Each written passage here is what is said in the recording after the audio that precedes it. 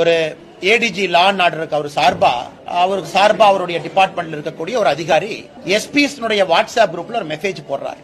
Challenge பண்ணியிருந்தேன், நீங்க இல்லைன்னு சொல்லுங்க பார்க்கலாம். நான் ஃபுல்லா வாட்ஸ்அப் கான்வர்சேஷன் ரிலீஸ் பண்றேன். அதை நீங்க படிச்சாவே தெரியும். இமேஜினேட்டிவ்லி கிரியேட்டிவ்லி அதை தடுங்க.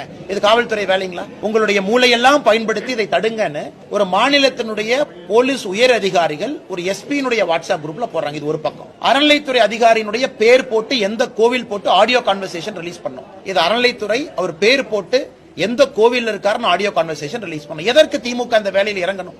என்ன அவங்களுக்கு பிரச்சனை? யார் யாருக்கு தொந்தரவு பண்ணா? கோயிலுக்குள்ள நிகழ்வு நடக்குது, கோயிலுக்குள்ள எல்இடி ஸ்கிரீன் வைக்கிறாங்க, மக்களை கோவிலுக்கு அழைக்கிறாங்க, கோவில்ல அன்னதானம் போடுறாங்க, வெளியே இருக்கக்கூடிய யாருக்கும் எந்த பாதிப்பு இல்லை. அப்படி பார்த்தா தமிழ்நாட்டில் எந்த நிகழ்வு நடத்த முடியும்? ஒரு கிறிஸ்தவர் நிகழ்வு நடத்தினா இந்து அப்செக்ட் பண்றாங்க, நடத்தாம இருக்க முடியுமா? ஒரு செக்குலர் ஸ்டேட் அது. இல்ல இஸ்லாமியர் ஒரு நிகழ்வு நடத்துறாங்க, நபிகள் நாயகம் நிகழ்வு நடத்துறாங்க, அப்ப இந்து ஒருவர் இருக்கான்னு ரிஜெக்ட் பண்ண முடியுமா?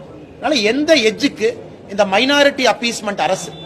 எங்களை பொறுத்தவரை அனைத்து மதத்தையும் சமமாக பார்க்கின்றோம். ஆனால் திமுகவை பொறுத்த அப்பீஸ்மெண்ட் பாலிடிக்ஸ்.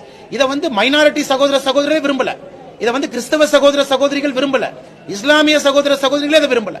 ஆனா மாநில அரசு அவர்களை கவர்வதற்காக எதற்கெந்த வேண்டாத வேலையை 3 நாட்களா செய்யறாங்க. அதனால் இதை வன்மையாக கண்டிக்கத்தக்கது மட்டுமல்ல. ஒரு இடத்துல குடும்ப விழா போட சேலத்துல பாத்தீங்கன்னா அந்த இளைஞர் அணி மாநாடு நடந்து கொண்டது. அதுக்கு அனுமதி இருக்கு, அதுக்கு டிராபிக் பிளாக் பண்றாங்க, 6500 போலீஸ் போட்டிருக்காங்க, லட்சக்கணக்கான மக்களுக்கு அசௌரியம் அங்க இருக்கு. ஆனா ஒரு கோயிலுக்குள்ள தனியா அமைதியா நடத்தக்கூட நிகழ்வுனால அசம்பாவிதம் ஏற்படும், அசௌரியம் ஏற்படும் உங்க பேன் பண்றாங்கன்னா நாம் புரிந்து கொள்ள வேண்டும், திமுக அரசு இந்துக்களுக்கு எதிராக இருக்கக்கூடிய அரசு. இதே மாதிரி போச்சுன்னா திமுக தன்னுடைய வாக்கு அரசியலுக்காக எதை வேண்டுமானாலும் செய்ய துணிந்திருக்கின்றார்கள்.